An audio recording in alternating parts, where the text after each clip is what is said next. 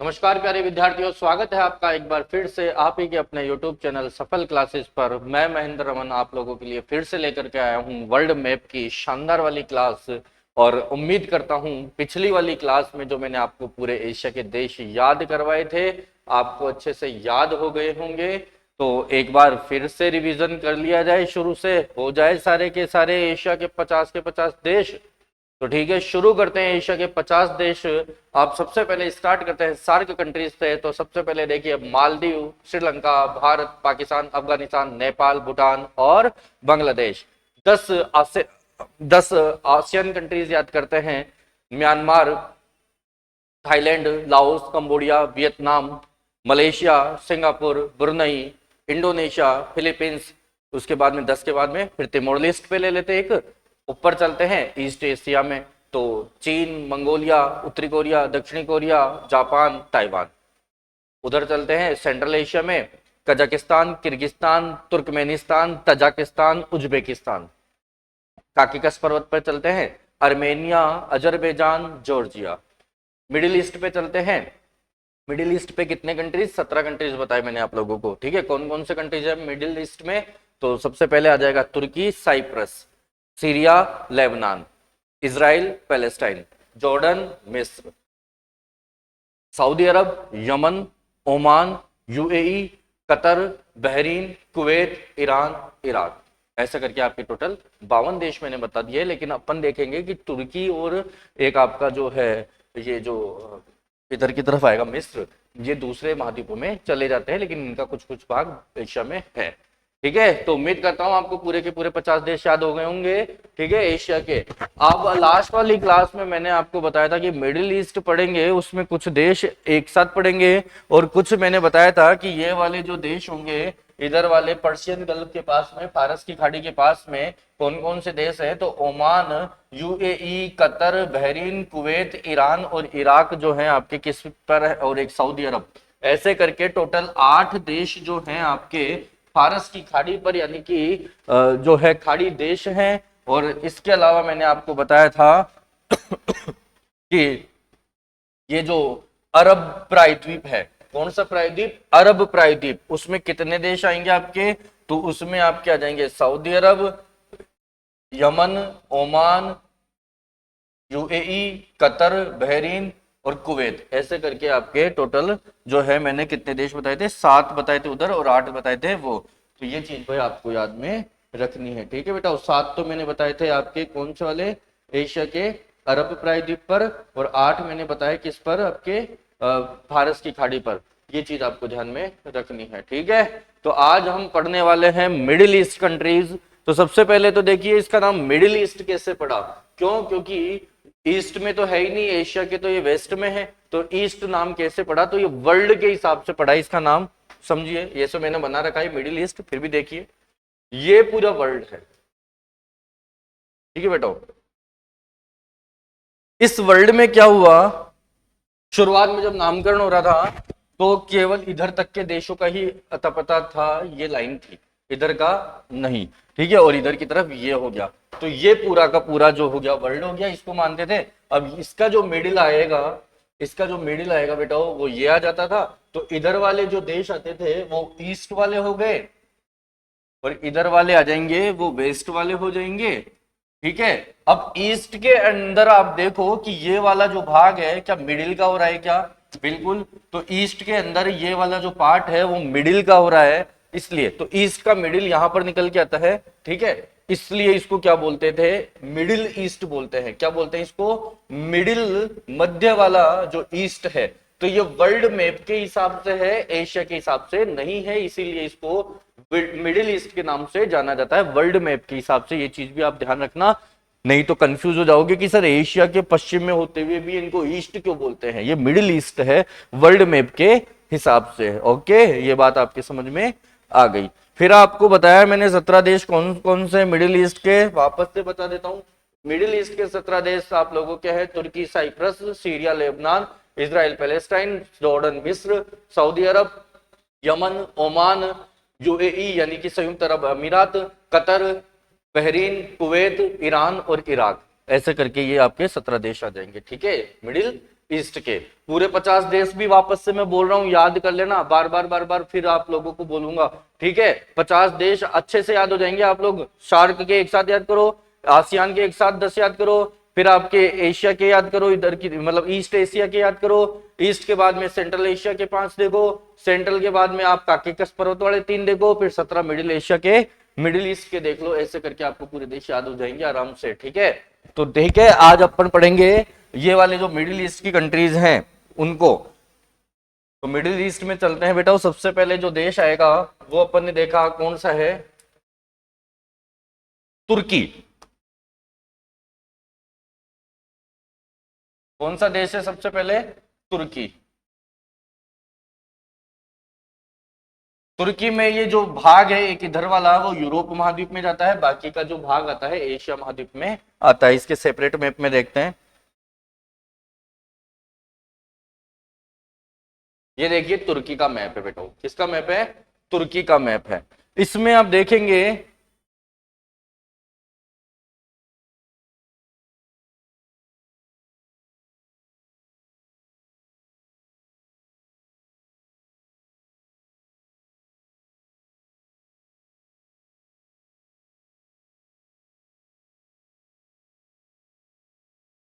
ये वाला जो पार्ट है ना बेटा, ये वाला, ये यूरोपीय तुर्की है, यानी कि यूरोप में गया। जबकि इसका 97% जो पार्ट है वो आपका किस में आ जाएगा, एशिया में आ जाएगा।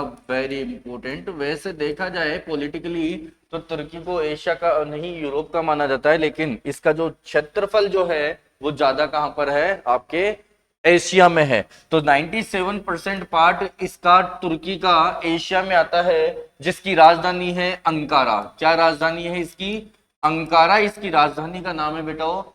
तुर्की की राजधानी कौन, अंकारा। लेकिन दिक्कत यह है कि ये एशियाई तुर्की की राजधानी है अंकारा। अगर बात करें यूरोप की तो यूरोपीय जो आपके तुर्की है उसकी राजधानी है इस्तांबुल। क्या है इसकी राजधानी, इस्तांबुल। तो यूरोपीय तुर्की की राजधानी इस्तांबुल है, जबकि एशियन तुर्की की राजधानी आपके क्या मिल जाएगी, आपको अंकारा मिल जाएगी। ये भी चीज आप ध्यान में रखने वाले हैं, ठीक है बेटा। अब सॉरी, देखेंगे कि तुर्की जो है उसके उत्तर में तो कौन सा सागर है, ब्लैक सी।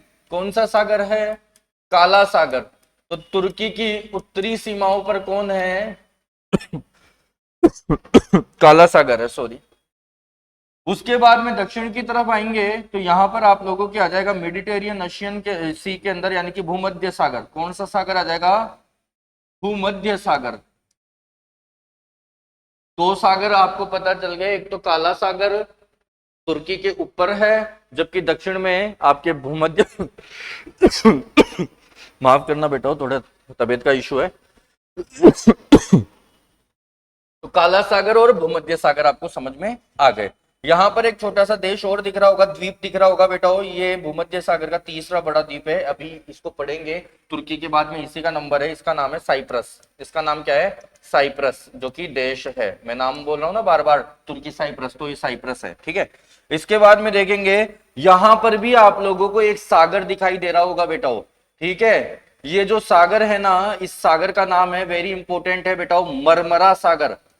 मरमरा सागर जो है आपका कहां पर है, तुर्की के अंदर है, ठीक है। और ये किससे जुड़ा हुआ है, इधर की तरफ से देखें मेडिटेरियन ओशियन ही है, पूरा का पूरा भूमध्य सागर है। और ये कौन सा सागर है, मरमरा सागर है। और मरमरा सागर, और यहां पर देखेंगे आप ये वाला जो इस्तांबुल वाला, यानी कि यूरोपीय जो तुर्की है, इसके बीच में, दोनों के बीच में एक जल संधि है, जो प्रश्न में कई बार पूछी गई है कि वास्पोरस जल संधि कहां पर है। बेटा ये जो जल संधि है ना, इसका नाम है वास्पोरस जल संधि।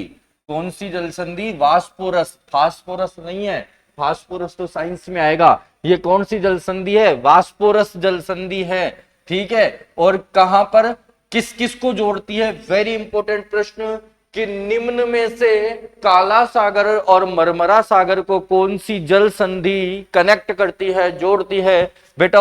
मरमरा सागर ये रहा, काला सागर ये रहा, दोनों को कौन सी जल संधि कनेक्ट कर रही है? वास्पोरस जल संधि। बहुत महत्वपूर्ण प्रश्न आपका यहां से बन सकता है। और ये वास्पोरस जल संधि या मरमरा सागरी ही है जो यूरोप को एशिया से अलग करता है। ये भी आप लोग ध्यान में रखेंगे बेटाओ, ठीक है। तो ये जल संधि आपकी हो गई। अब आप देखेंगे कि ये वाला जो पार्ट है आपका एशिया का, सॉरी तुर्की का, ठीक है, तुर्की का ये इधर वाला जो पार्ट है ना बेटाओ, कौन सा वाला? यूरोपीय पार्ट, इसको तो बोलते हैं थरेस। इसको क्या बोलते हैं? थरेस। जबकि 97% जो एशिया में है उसको बोलते हैं अंतोलिया।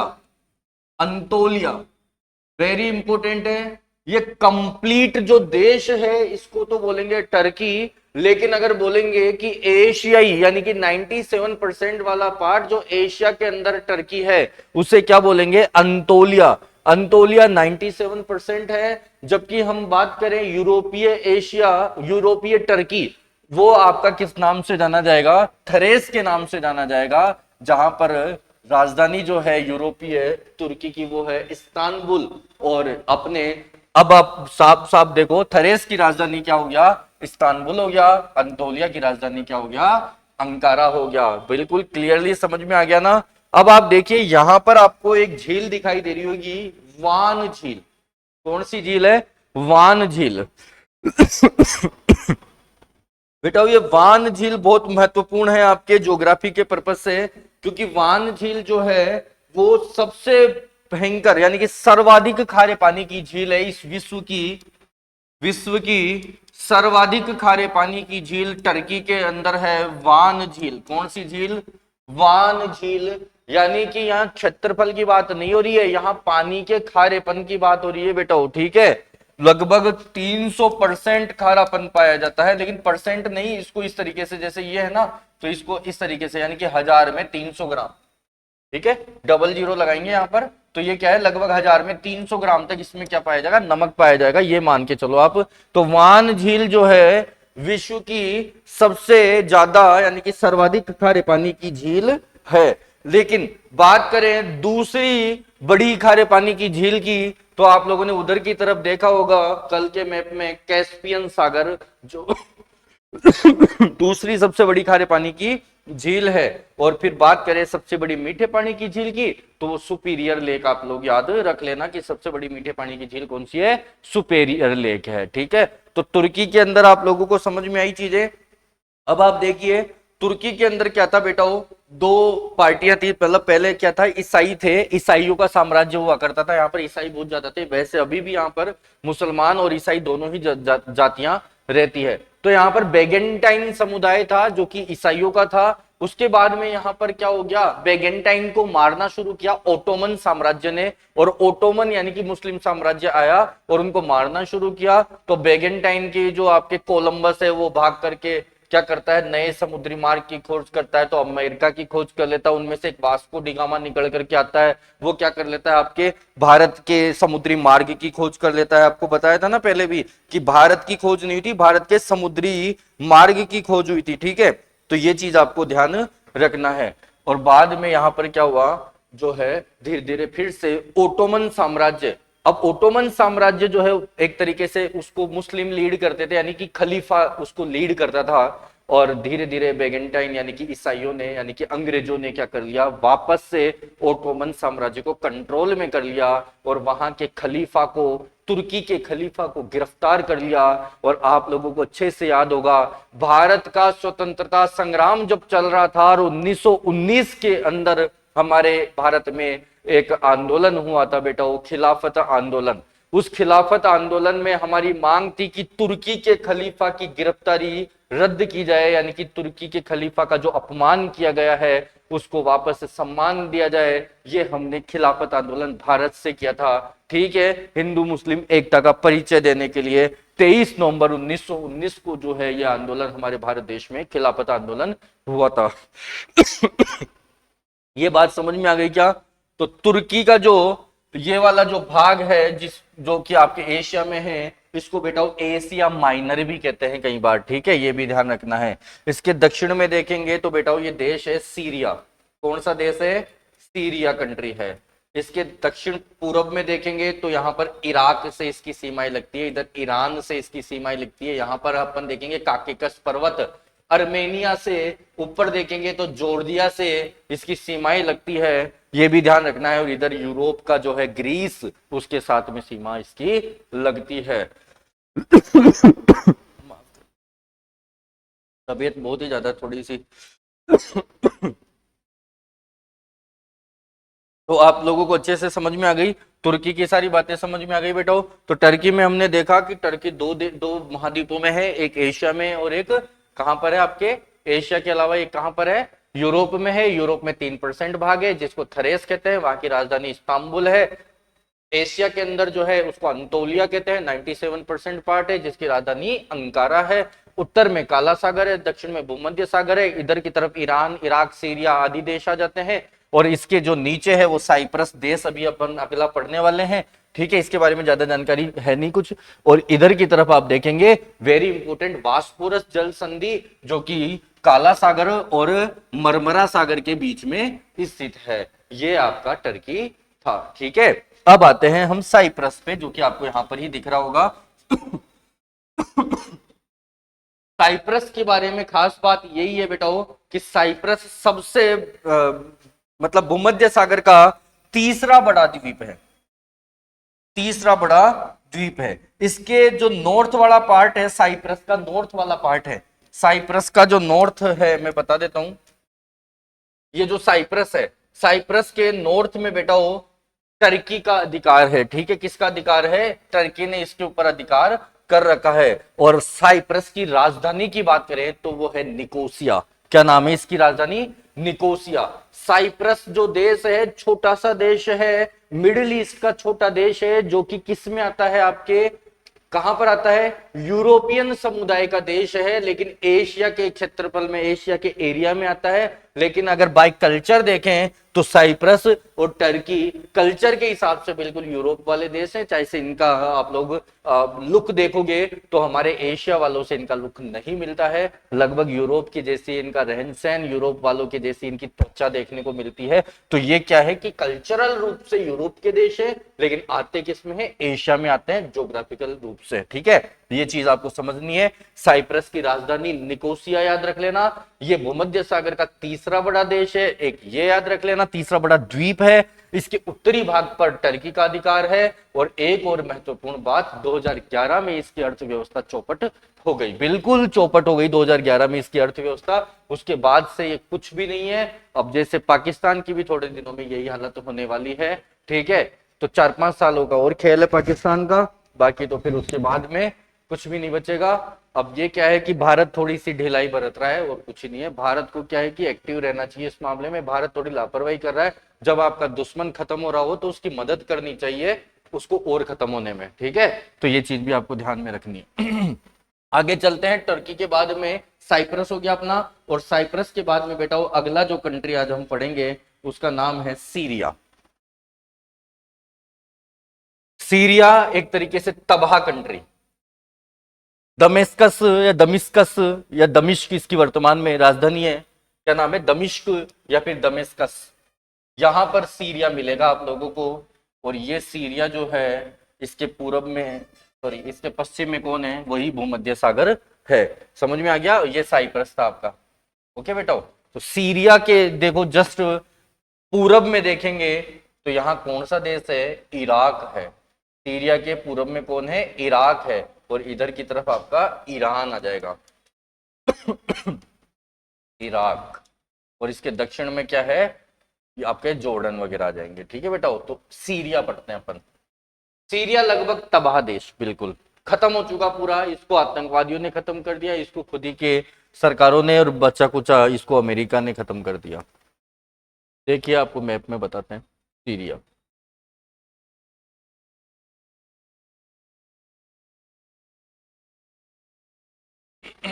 ये सीरिया है बेटो।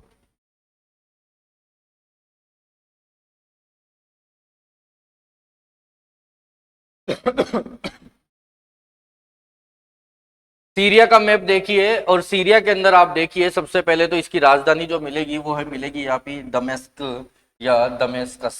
दमिश्कस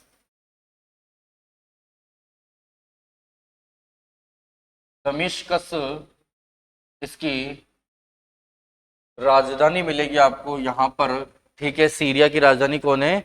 दमिश्कस है। ठीक है बेटा। और सीरिया की जो है सामरिक स्थिति अगर देखें, यानी कि अगर अपन स्ट्रेटेजी की स्थिति देखें तो टर्की की भी अच्छी सामरिक स्थिति है, क्योंकि वो वहां से यूरोप को, अफ्रीका को और एशिया को तीनों को कमांड कर सकता है। वैसे ही आपके कौन सा है? आपका सीरिया है, इसकी भी अच्छी स्थितियां है। ये यहाँ से किसको अफ्रीका, यूरोप और एशिया तीनों का आपके कमांड में आ सकते हैं। ठीक है, तो ये जो सीरिया है इसकी एक तो जो है स्ट्रेटेजिक लोकेशन वो बहुत अच्छी है। यहाँ क्या हुआ बेटा, यहाँ पर एक बसर अल असद है, बसर अल असद इसकी तानाशाही सरकार थी, बसर अल असद। बस इसकी एक ही गलती हो गई कि ये रूस का समर्थक देश है। किसका? सॉरी, ये जो पार्टी है, ये सरकार जो है असद की, वो किसका समर्थक निकला? रूस का समर्थक निकला। और आपको पता है अगर रूस का समर्थक है तो यूएसए आएगा क्या बीच में? तो यूएसए बीच में आ गया और यहाँ के कुछ लोगों को क्या कर दिया उसने? विद्रोही बना दिया। क्या बना दिया? विद्रोही बना दिया। इनको पैसा दिया, इनको हथियार दिया और बोलो कि मारो किसको? असद वालों को मारो। ठीक है, और इनमें चालू हो गया, मतलब अपने ही लोग अपनों को मार रहे हैं, इसे बोलते हैं ये गृह युद्ध। ठीक है, और यहाँ पर गृह युद्ध शुरू कर दिया। ये बात रूस को पता चली तो रूस आता है। रूस ने किसको हथियार दिए? असद को, क्योंकि रूस डायरेक्ट अमेरिका को तो नहीं मार सकता। शीत युद्ध की नीति ये है कि शीत युद्ध में कोई देश दूसरे देश को डायरेक्ट नहीं मार करके दूसरों के थ्रू लड़वाता है। तो रूस आया, असद को हथियार देता है और वो किसको मारने लगता है? विद्रोहियों को मारने लगता है। यानी कि रूस किसको मार रहा है? एक तरीके से विद्रोहियों को मार रहा है। अल असद किसको मार रहा है? विद्रोहियों को मार रहा है। यूएसए किसको मार रहा है? अल असद को। और इनडायरेक्टली किसको मार रहा है? रूस को मार रहा है। मतलब यहाँ कौन किसको मार रहा है कुछ पता ही नहीं। इनके मारकाट के चलते यहां पर पैदा हो गया बेटा वो, इसको देखो समझते हैं अपन अच्छे से, नोटपैड पे देखते हैं इसको।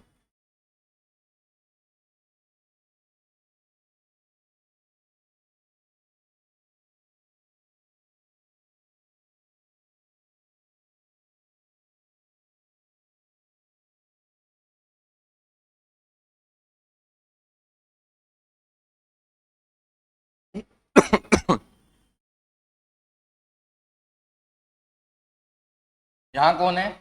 असद की सरकार है। असद किसका समर्थक है? रूस का। ठीक है, और इधर की तरफ कौन आ गया? यूएसए आ गया, अमेरिका आ गया। और अमेरिका ने क्या कर दिया? विद्रोहियों को हथियार और क्या दे दिए? हथियार दे दिए और पैसा दे दिया और बोला कि मारो किसको? असद। ठीक है, और ये असद को मारने लगे। असद ने हेल्प ली रूस की, तो ये दोनों मिलकर के रूस को, यूएसए को तो नहीं मार सकते, ये विद्रोहियों को मारने लगे। तो आपस में ही मारकाट होने लगी यहाँ पर। अब इतनी मारकाट हुई कि यहाँ पर नया ही जन्म हो गया आईएसआईएस का। ठीक है, आतंकवादी संगठन आईएसआईएस का यहाँ पर जन्म हो गया। और इसने मारना शुरू किया, बोले ना तो ये ना ये, तो इसने मारना शुरू किया असद को, इसने मारने शुरू किया विद्रोही को, और इसने मारना शुरू किया रूस को, इसने मारना शुरू किया यूएसए को। ये लो साहब, ये सबको मारने लगा। और ये सबको मारने लगा तो सब लोग मिलकर के इसको मारने लगे कि ठीक है मारो इसको। किसको? आईएसआईएस को। तो यहाँ पर बहुत भयंकर लफड़ा हो गया। उसके बाद में कोई नया जो है संगठन आ गया, कुर्ग। ये बोले कि भैया कुर्द, सॉरी कुर्ग नहीं, कुर्द, कुर्द आ गए। और कुर्द बोले कि हमारा ये सब कुछ भी नहीं है, ये सारे कुर्दिस्तान बनाएंगे। ठीक है, और कुर्द ने मारना शुरू किया आईएसआईएस को, कुर्द ने मारना शुरू किया असद को, कुर्द ने मारना शुरू किया विद्रोही को। अब ये सारे के सारे मारने लग गए किसको? कुर्द को। मतलब कौन किसको मार रहा है यहाँ पता ही नहीं चल रहा। और सीरिया तबाह होना था कि नहीं होना था? भाई साहब, सीरिया के हालात बहुत खराब है। सीरिया एकदम तबाह कंट्री है। आप देखो यहाँ पर सीरिया के अंदर, अच्छा देखो मार कौन रहा है वास्तविकता में? क्या इसके पास में इतना हथियार है? क्या इसके पास में इतना हथियार था? क्या इसके पास में पैसा था? क्या नहीं, इनके पास में था भैया, रूस के पास में और यूएसए के पास में। लड़वा ये रहे हैं, दुनिया में यही चल रहा है। अमेरिका भाई देखने का सीधा है, बाकी इतना सीधा है नहीं वो। ठीक है, अमेरिका ने क्या किया? सांप भी मर जाए और लाठी भी नहीं टूटे वाला हिसाब किताब है, मारता भी है। यानी कि देखो, आप देखो अफगानिस्तान पे राज किया, वहां पर तालिबान किसकी वजह से? अमेरिका वालों की वजह से। ओसामा बिन लादेन गलत था, लेकिन किसकी वजह से? अमेरिका की वजह से। अब उन लोगों ने उन्हीं पे मारना शुरू किया तो बोला आतंकवादी है।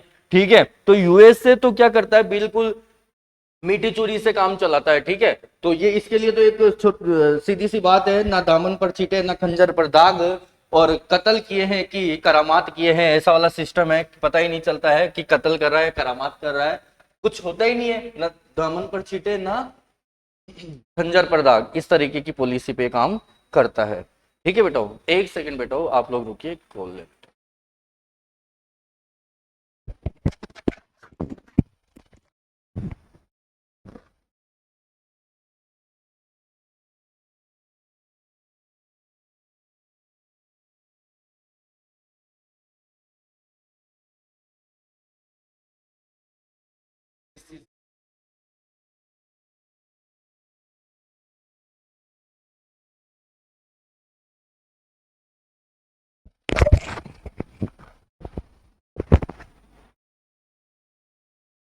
हाँ बेटा, ठीक है, तो देखिए आप लोग वापस से आते हैं। कौन किसको मारा है सीरिया में, पता ही नहीं चला, और सीरिया की हालत देखो क्या हो गई।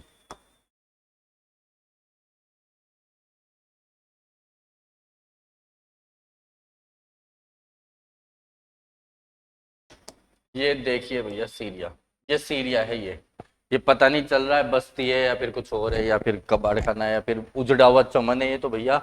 ठीक है, यहाँ सब कुछ उजड़ चुका है। यहाँ बिल्डिंग बनाना नहीं बनाना कोई मतलब का नहीं है, इसे कहते हैं सीरिया। ठीक है, आप देखिए सीरिया के हालात देखिए, कौन दे रहा है हथियार। आप देखो कि बेचारे आम जनता का क्या गुनाह है इसमें, कितना भयंकर पॉलिटिक्स है वर्ल्ड में।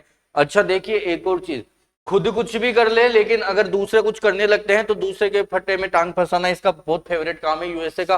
भारत पाक युद्ध के अंदर अभी हाल में जो हालात बने, और बीच में कौन आ गया, बीच में हमारे डोनाल्ड ट्रंप आ गए, और बस बोला हम क्या कर रहे हैं, सीज फायर करवा दिए।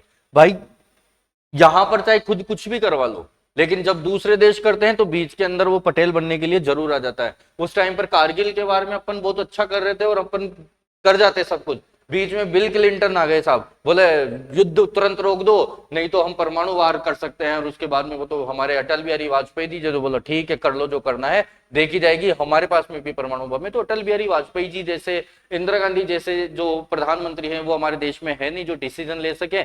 आज पता नहीं, ठीक है सारे के सारे मुझे तो पसंद है नहीं, और पुराने टाइम के थे जो बेचारे रहे नहीं है, तो उनके अंदर बहुत अच्छा डिसीजन मेकिंग का जो पावर था वो थे, वो टक्कर ले सकते थे। मतलब अब आप बताओ बेटा, यहाँ पर देखो, ये इस फोटो के अंदर आप देखो, ये बच्चा क्या साइंटिस्ट बनेगा, ये कुछ कर पाएगा लाइफ में कि वो डॉक्टर बनेगा, इंजीनियर बनेगा? इन बच्चों का गुनाह सिर्फ इतना सा है कि ये सीरिया में जन्म ले लिए, सिर्फ इनका गुनाह सीरिया में जन्म लेना है। सोचो आप लोग कि हमारे जैसे लोग, आप में अगर सीरिया में जन्म लेते और इन हालातों के अंदर बड़े होते तो क्या ही होता। ठीक है, आज हम कम से कम इतने सौभाग्यशाली हैं, बैठ करके तसल्ली से हम पढ़ पा रहे हैं, हम लाइफ एंजॉय कर पा रहे हैं, हमारा सब कुछ अच्छा है। ठीक है, क्यों? क्योंकि हम एक अच्छे देश में पैदा हुए हैं, हमारा नसीब है। ठीक है, और ये देखो कहां पर जन्म हुआ है इनका, कि जहां पर बच्चे जन्म से ही संघर्ष कर रहे हैं, तो ये कुछ नहीं होगा भैया। बहुत बुरे हालात है सीरिया जैसे देशों के, ये दिखावे के कुछ और है।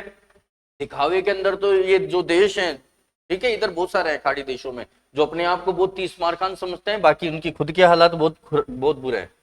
ये देखिए तस्वीर, आप देखो एक एक तस्वीर के अंदर आपको पता चलेगा कि ये हालात है सीरिया के।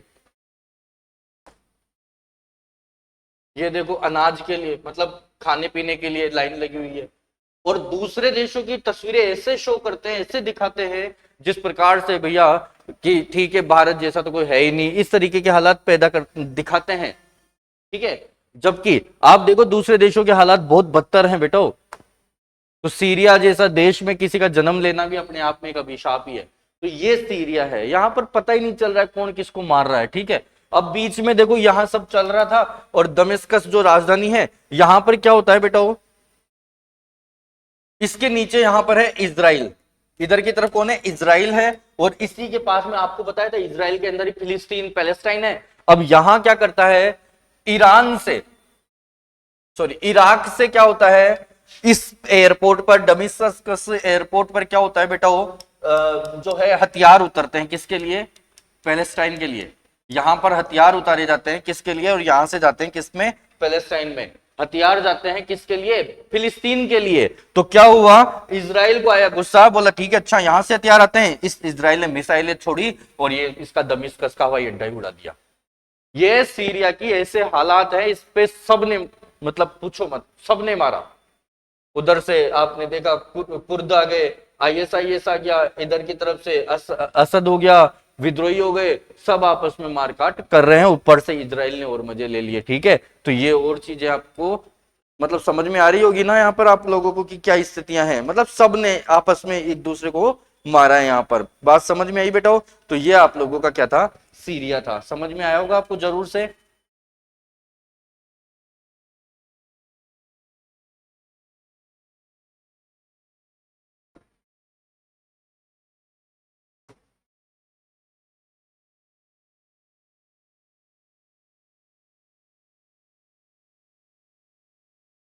तो वापस से आते हैं हम लोग हमारे मिडिल ईस्ट के देशों पर।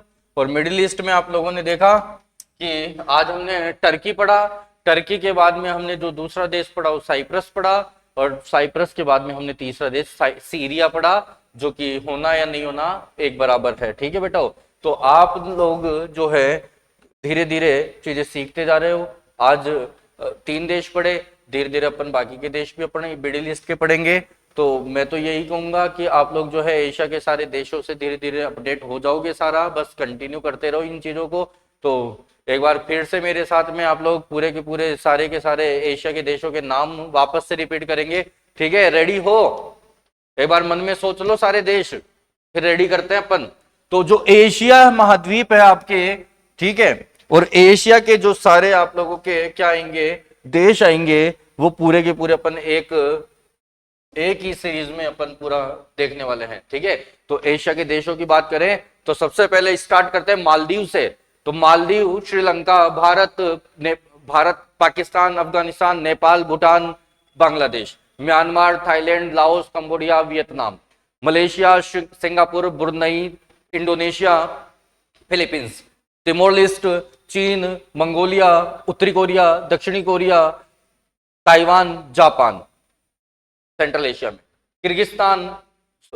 कजाकिस्तान, तुर्कमेनिस्तान और तजाकिस्तान और उज्बेकिस्तान, काकेकस पर्वत पे चलते हैं, अर्मेनिया, अजरबैजान और जॉर्जिया, मिडिल ईस्ट पे आते हैं, तुर्की, Cyprus, Syria, Lebanon, Israel, Palestine, Jordan, मिस्र, Saudi Arab, Yemen, Oman, UAE, Qatar, Bahrain, Kuwait, Iran, Iraq. ये आप लोगों के कितने देश हो गए? 50-52 देश हो गए लगभग। ठीक है, एशिया के सारे देश आप लोगों को अच्छे से याद हो गए होंगे। ठीक है, मेहनत करते रहो, याद हो जाएंगे, और एक एक देश के बारे में अच्छी जानकारी आप लोगों को मिलती रहेंगी। ठीक है बेटा, मिलते हैं नेक्स्ट वीडियो में फिर से आप लोगों से। ठीक है, तब तक के लिए टाटा बाय बाय।